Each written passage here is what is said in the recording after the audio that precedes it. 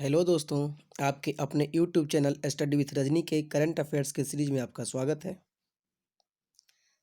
सबसे पहला क्वेश्चन है कि हाल ही में Guinness book of world record में विश्व का सबसे लंबा हाईवे टनल किसे प्रमाणित किया गया है?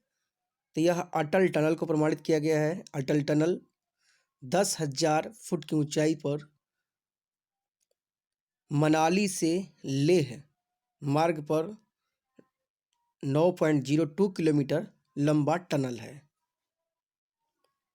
यह विश्व का सबसे लंबा सुरंग के रूप में जाना जाता है। नेक्स्ट बात करें हम लोग, राष्ट्रीय कृमि हरण दिवस कब मनाया जाता है? तो राष्ट्रीय कृमि हरण दिवस 10 फरवरी को मनाया जाता है।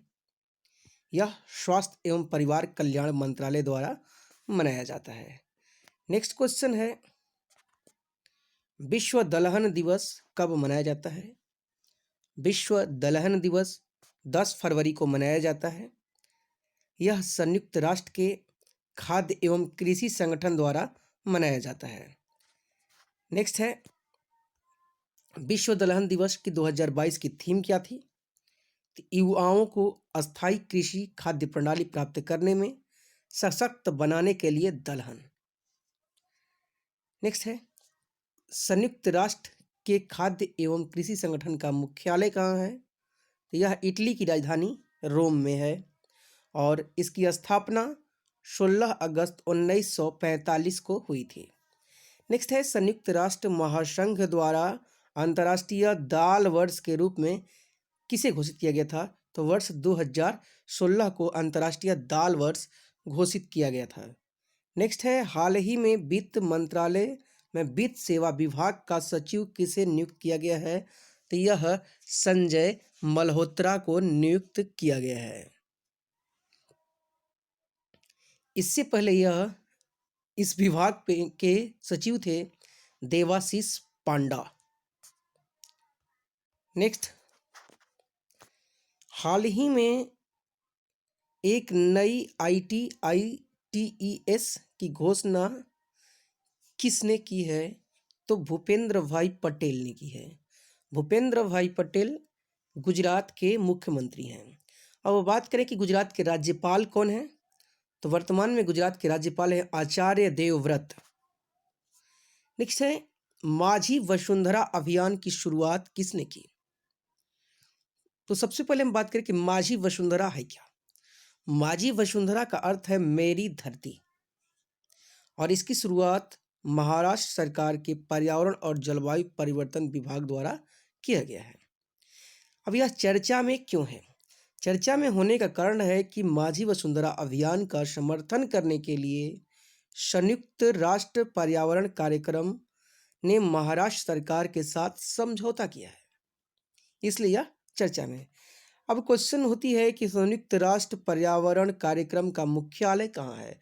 तो यह केन्या के नैरोबी में स्थित है। नेक्स्ट है, संयुक्त राष्ट्र पर्यावरण कार्यक्रम की स्थापना कब हुई थी? तो 5 जून 1972 को हुई थी, जिसके प्रमुख हैं एंगर एडरसन।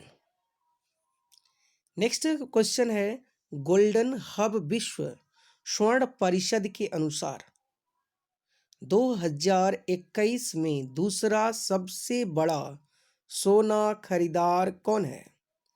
तो दूसरा सबसे बड़ा सोना खरीदार रिजर्व बैंक ऑफ इंडिया है, जिसने 2021 में लगभग 77.5 मीट्रिक टन सोना खरीदा। वहीं सबसे बड़ा सोना खरीदार कौन है विश्व का? तो सेंट्रल बैंक ऑफ थाईलैंड है, जिसने लगभग 90 मीट्रिक टन सोना खरीदा है। नेक्स्ट है, गोल्डन हब के अनुसार भारत का आधिकारिक स्वर्ण भंडार दुनिया का 9वां सबसे बड़ा स्वर्ण भंडार है। नेक्स्ट क्वेश्चन है कि विश्व स्वर्ण परिषद का मुख्यालय कहाँ है? तो इसका मुख्यालय लंदन में है, यूनाइटेड किंगडम के लंदन में स्थित है। नेक्स्ट है, इसकी स्थापना कब हुई थी? तो 1987 में हुई थी और इसके सीईओ हैं डेविड टैट। नेक्स्ट है, हाल ही में किसे 18वें स्वर्गीय माधव लिमये पुरस्कार से नवाजा गया। तो यह पुरस्कार नितिन गडकरी को मिला है और यह पुरस्कार नासिक पब्लिक लाइब्रेरी के द्वारा दी जाती है। नेक्स्ट बात करें हम लोग, वर्तमान में दुनिया का सबसे अमीर आदमी कौन है? तो इसकी सूची जो है ब्लूमबर्ग बिलियनियर्स इंडेक्स बनाती है, ब्लूमबर्ग बनाता है और ब्लूमबर्ग के अनुसार दुनिया का सबसे अमीर आदमी एलोन मस्क है। एलोन मस्क के पास लगभग 235 बिलियन, यहाँ पे मिलियन नहीं बिलियन डॉलर हैं। वहीं जेफ बेजोस के पास 183 बिलियन डॉलर हैं। नेक्स्ट बात करें, ब्लूमबर्ग बिलियनर्स इंडेक्स के अनुसार एशिया का सबसे अमीर आदमी कौन है? तो ये है गौतम अडानी, 88.5 बिलियन डॉलर इनके पास है, जबकि मुकेश अंबानी के पास 87.9 बिलियन डॉलर है। नेक्स्ट है, हाल ही में किस भारतीय संचार उपग्रह को इसरो ने निष्क्रिय किया? तो यह इनसेट 48 को निष्क्रिय किया था। अब क्वेश्चन राइज होता है कि इसरो का मुख्यालय कहाँ है? इसरो का मुख्यालय बेंगलुरु कर्नाटक में है। इसकी स्थापना 15 अगस्त 1969 को हुई थी। अब क्वेश्चन होता है कि इसरो के अध्यक्ष और अंतरिक्ष सचिव कौन है? इसरो के अध्यक्ष और अंतरिक्ष सचिव डॉक्टर एस सोमनाथ हैं। नेक्स्ट है, नीति आयोग के अनुसार कृषि और जल संसाधन के क्षेत्र में 5 सबसे बेहतर आकांक्षी जिला में अग्रणी कौन है?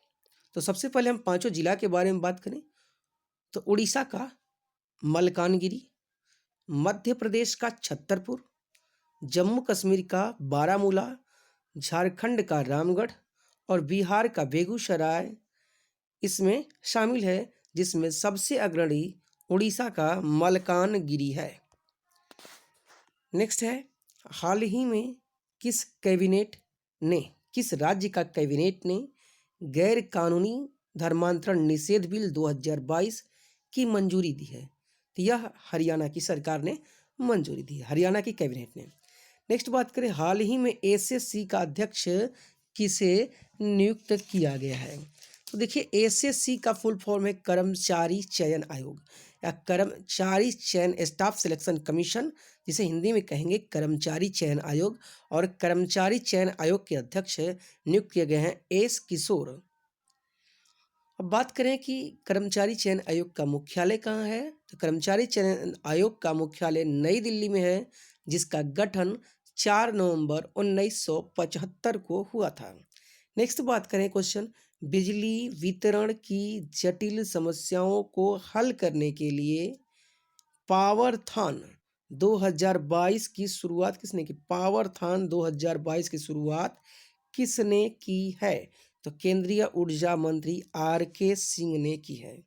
नेक्स्ट है, आईपीएल के 15वें संस्करण के लिए, संस्कृत में यहाँ पे संस्करण होगा, 15वें संस्करण के लिए हाल ही में किस टीम को शामिल किया गया है? तो यह अहमदाबाद की टीम है, गुजरात, जिसका नाम गुजरात टाइटंस रखा गया है, जो हार्दिक पांड्या की अगुवाई में खेली जाएगी।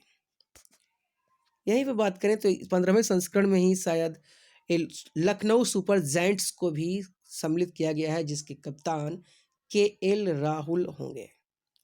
नेक्स्ट है, री इमेजिंग म्यूजियम ग्लोबल समिट 2022 का आयोजन कौन करेगा? इसका आयोजन संस्कृति मंत्रालय करेगा। अब बात करें कि केंद्रीय संस्कृति मंत्री कौन है? तो केंद्रीय संस्कृति मंत्री हैं जी किशन रेड्डी। नेक्स्ट है, पूरी दुनिया में अकेले उड़ान भरने वाली सबसे कम उम्र की महिला कौन है? तो ये है जारा रदरफोर्ड। जारा रदरफोर्ड 19 वर्ष की आयु में यह कारनामा अपने नाम किया है। इनसे पहले शाइस्ता बैज थीं, जो सबसे कम उम्र की पायलट थीं, महिला, जो पूरे दुनिया का उड़ान भरी थीं। अब बात करें Zara Rutherford. Zara Rutherford Belgium British pilot हैं। नेक्स्ट बात करें हम लोग THDC India limited. THDC India limited ने हाल ही में सौर परियोजना स्थापित करने के लिए किस राज्य के साथ समझौता की है? तो यह राजस्थान के साथ समझौता की है। अब बात है कि THDC इंडिया लिमिटेड की स्थापना कब हुई थी? इसकी स्थापना 1988 ईस्वी में हुई थी, जो वर्तमान में विद्युत क्षेत्र में एक अग्रणी कंपनी के रूप में जानी जाती है। नेक्स्ट है 2022 में ऑस्कर में नामित होने वाली एकमात्र भारतीय फिल्म कौन है?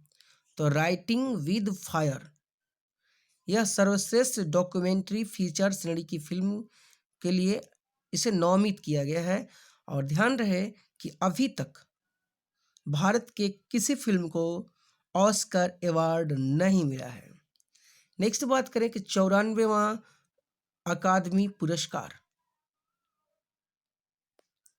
27 मार्च 2022 को कहाँ दिया जाएगा? तो यह लॉस एंजिल्स में दिया जाएगा। तो दोस्तों, अगर वीडियो अच्छा लगता है तो लाइक, शेयर और कमेंट्स जरूर करें। यदि जो व्यक्ति नए हैं तो चैनल को सब्सक्राइब अवश्य कर लें। धन्यवाद।